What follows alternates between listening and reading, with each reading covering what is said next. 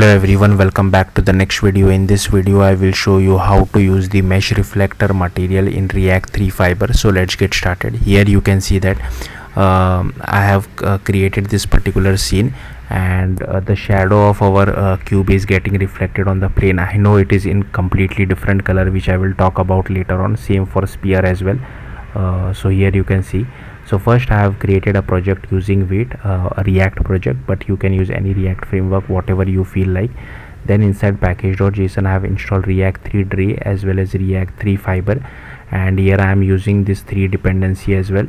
Ignore these 2 dependency. React and React DOM were already installed when I created the project, and inside dev dependency I have included types 3 because I am using TypeScript.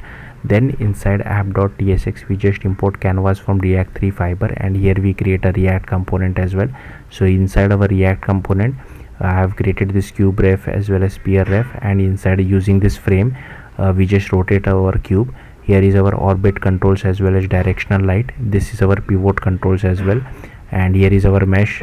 This is some HTML which I am including. This is for our cube ref. And for a plane, here you can see I'm using this mesh reflector material. Change the blur and resolution to whatever you feel like. You can play around with this value. Same for mix blur, mix strength, roughness, depth scale, main depth threshold, max depth threshold, color, mirror and metalness. Now if you see over here, the directional light is of yellow color. That's why if you look at our cube, it is getting yellow. But for sphere, the thing what is happening is the sphere has a mesh standard material, whereas the cube has a mesh basic material. That's why it is still getting reflected as red.